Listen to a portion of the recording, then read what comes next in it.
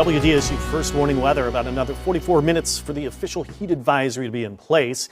No more heat advisories from here, at least temporarily, but we might have more of these as we get into the weekend and beyond. Another wave of heat will be on its way. It could be even worse than this one.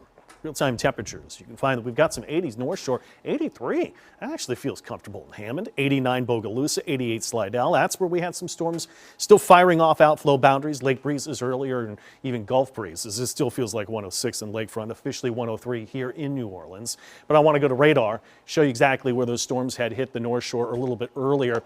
Just the last few little bits of raindrops that we can find into Washington Parish where they mainly stand. High resolution radar is going to show these a little bit better for you.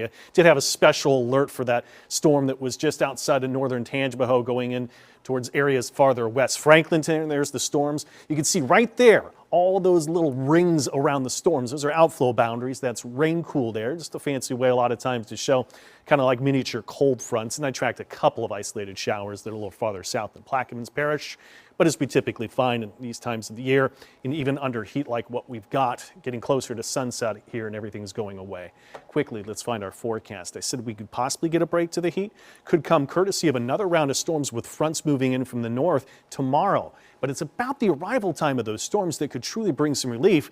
I still think they may not arrive until later in the day, and that might mean it's still pretty hot tomorrow.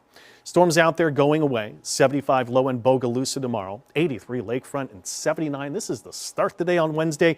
Still just as warm as we've been. Daytime storms possible, lake breeze, Gulf breeze tomorrow.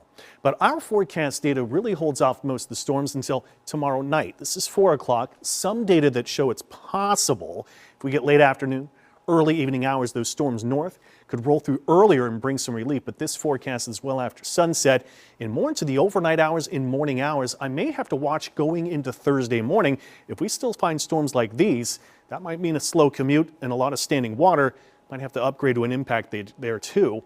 Several inches of rain possible, locally heavy rain, and by Wednesday night, we're under this threat for at least locally heavy rain and some low-end chances of flooding. Before the storms get here, I think it's still just as hot, so we'll put an impact day for the heat. Still tomorrow, even officially, that there's no heat advisory. Head into Thursday, daytime storms possible. Could find a few scattered in nature with the kind of effect of the front that's left over in places it starts to ease in. High temperatures, well, we're down a few notches here. I still have us pretty hot around the lake in New Orleans, but some areas may be only going to 90.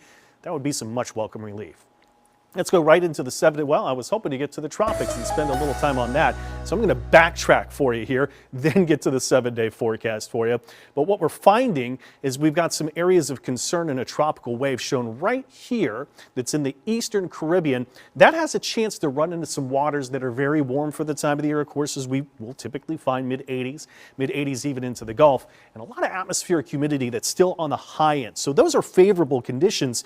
However, the Saharan air layer is not favorable. I'll show you. That's why the chances for this thing to possibly develop, similar to where Alberto did, still very low. There's the Saharan air dust layer that's shown in the brown shades, kind of eats up a lot of the chance of development out of that system. So that's one reason there's a very low end chance for possible development, and that's the only thing we're finding in the tropics right now.